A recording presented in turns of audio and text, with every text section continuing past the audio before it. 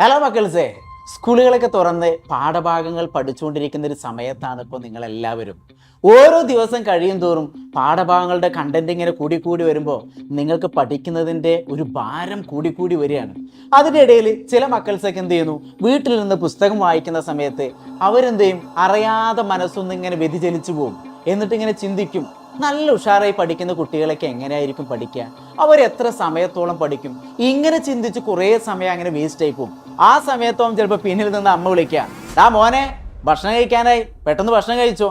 അതോടുകൂടി അന്നത്തെ പഠനം തന്നെ മുടങ്ങും. ഇതേ രൂപത്തിലായിരിക്കും നിങ്ങളുടെ ജീവിതത്തിൽ ഇപ്പം നടന്നുകൊണ്ടിരിക്കുന്നത്. പക്ഷേ ഓരോ ദിവസം കഴിയും തോറും നമുക്ക് ഒരുപാട് കാര്യങ്ങൾ പഠിക്കാൻ വരുന്നുണ്ട്. അത് ഏതൊക്കെ രീതിയിൽ പഠിക്കണം, അത് എങ്ങനെയൊക്കെ പഠിക്കണം, ഇങ്ങനെയുള്ള ബുദ്ധിമുട്ടുകളൊക്കെ ചിലപ്പോൾ പക്ഷേ എല്ലാ കുട്ടികളുടെ മനസ്സിനകത്ത് വന്നുകൊണ്ടിരിക്കുന്ന ഒരു കാര്യമാണ്. ഈ പ്രശ്നങ്ങളെല്ലാം നമുക്ക് മനസ്സിലാക്കി അത് ഏതൊക്കെ രീതിയിൽ പഠിക്കണം എന്നുള്ള കാര്യങ്ങളൊക്കെ നമുക്കൊന്ന് നോക്കിയാലോ. വാ, കമാ.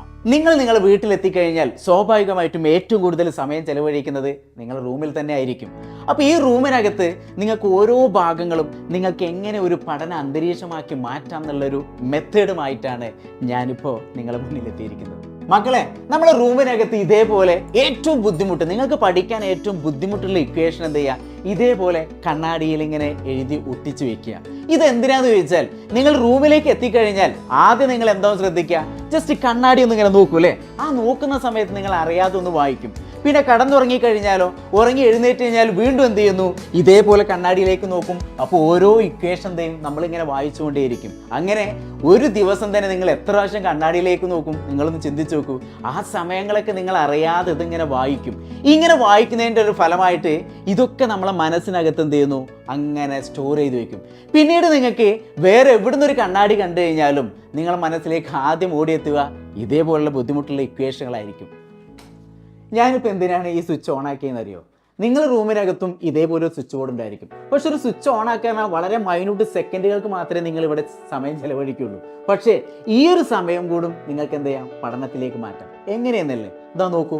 നിങ്ങൾ റൂമിനകത്തും എന്ത് ചെയ്യാം, ഇതേപോലെ ഏറ്റവും ഇമ്പോർട്ടൻ്റ് ആയിട്ടുള്ള ഒരു ഇക്വേഷനോട് എഴുതി വയ്ക്കുക. നിങ്ങൾ എപ്പോഴൊക്കെ സ്വിച്ച് ഓൺ ആക്കുന്നോ അല്ലെങ്കിൽ ഓഫ് ആക്കുന്നോ ഓൺ ആക്കുന്നോ ആ സമയങ്ങളിലേക്ക് എന്ത് ചെയ്യും, നിങ്ങൾ ഒരു തവണ വായിക്കും. ഇങ്ങനെ പല പ്രാവശ്യം ചെയ്യുമ്പോൾ എന്ത് ചെയ്യും, നിങ്ങളും അറിയാതെ എന്ത് ചെയ്യും, ഈ കാര്യങ്ങളൊക്കെ പഠിച്ചു തുടങ്ങും. അതിനാണ് ഞാനിവിടെ സ്വിച്ച് ഓൺ ആക്കി പോകുന്നതും ഓഫ് ആക്കി പോകുന്നതും. ഓക്കെ, ഇതേപോലെ നിങ്ങൾ വീടിനകത്ത് ഏറ്റവും കൂടുതൽ സമയം ചെലവഴിക്കുന്ന ഒരു ഏരിയ ആയിരിക്കും നമ്മുടെ ഡൈനിങ് ടേബിളിൽ. നമ്മൾ ഭക്ഷണം കഴിക്കുന്ന സമയത്തൊക്കെ എന്ത് ചെയ്യുക, ഇതേപോലെ ഈ ഒരു പോയിന്റിലേക്ക് ഇങ്ങനെ നോക്കിക്കഴിഞ്ഞാൽ നമ്മൾ തന്നെ അറിയാതെ പഠിച്ചു തുടങ്ങും. നമ്മൾ ഇതുവരെ ചെയ്ത ഓരോ പ്രവർത്തനങ്ങളുടെ പ്രത്യേകത ഇതാണ്. നിങ്ങളും എന്ത് ചെയ്യുക, നിങ്ങളുടെ വീടിൻ്റെ ഓരോ ഭാഗങ്ങളും എന്ത് ചെയ്യുക, ഇതേപോലെ പഠന അന്തരീക്ഷമാക്കി മാറ്റുക. തീർച്ചയായിട്ടും നിങ്ങളുടെ പഠനത്തിലൊരു മാറ്റം ഉണ്ടാവും എന്നുള്ളത് ഉറപ്പാണ്.